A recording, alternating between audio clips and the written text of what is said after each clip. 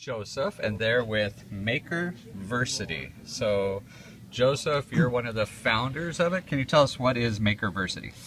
So Makerversity is a 15,000 square foot making and learning space in the heart of one of London's most iconic buildings.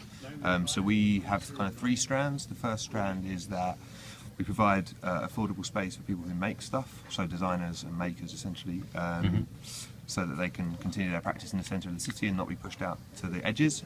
We then have the facilities for them to be able to practice in that way, so we provide open access equipment, so from 3D printing and CNCs and laser cutters to sort of woodworking shops. So you provide the equipment, it's already there Yeah. for the designers to come in and use. Absolutely, So they don't have, so somebody on a tight budget doesn't have to buy this expensive equipment. Absolutely, yeah. Okay. So, the principle around that is that the way we prefer to practice as designers is to go from your desk to doing a drawing to making it to coming back and forth. Okay. And that is kind of lost once you leave university. And then the third section is that we then run learning programs for young people throughout London in these types of things, so in kind of design and technology based stuff. Okay, and so Paul, you're with Hi. Makerversity, right? Yes. Okay, so what's your connection with education here? I'm a with member Makerversity? of Makerversity, and I'm a product designer who specializes in 3D printing. So I was brought in on this project to work with Pearson to help design these table brackets here that could be used to teach kids about 3D printing and then hopefully get them to build their own classroom tables as an end product. Okay, so tell me this. Okay, so you're in London, okay, and you make these, you design these in your office at Makerversity, or you design them at Makerversity. Yep. How do you get that transferred out to campuses? How do you get that out to schools? Well, the great thing about 3D printing is that all your files are digital, so as long as you have a 3D printer in that school, these files can just be sent out via email with a step-by-step instruction, either uploaded to YouTube or even just a text file. And So then, everything's open source or Creative Commons or Yep, whatever? yep. Okay. So it's just a matter of getting the files out and having the 3D printers in the schools. I mean, the 3D printing tech is just getting more and more affordable by the day, really. It keeps dropping. These machines were twice the price last year that they were a week ago.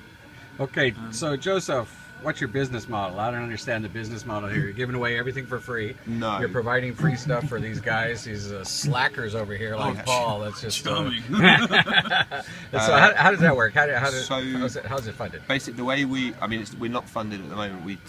We have a sponsorship deal, a relationship with Pearson around specifics, around learning spaces and learning programs. The way the business model works is on essentially a membership basis. So we're a membership organisation. People sign up to memberships. They pay monthly. That ranges from sort of desk space to studio spaces, and that basically pays for. Keeps us in business essentially. And so what Paul's doing, Paul's cool because what Paul's doing, he's not really a slacker. I just meant to say, I just wanted to get a reaction out of him. So what Paul's cool is because what he's doing is actually in the education space, and so he's, correct me if I'm wrong, you're creating content for students, right? And then is that how that works? That's part of what I do. I mean, so at Makerversity, basically the way it works is that we then run learning programs on the side for young people. So that ranges from stuff that Paul does around 3D printing and 3D modelling to things like aquaponic systems, teaching kids how they put together an aquaponic system and hydroponics, to making open source goal line technology.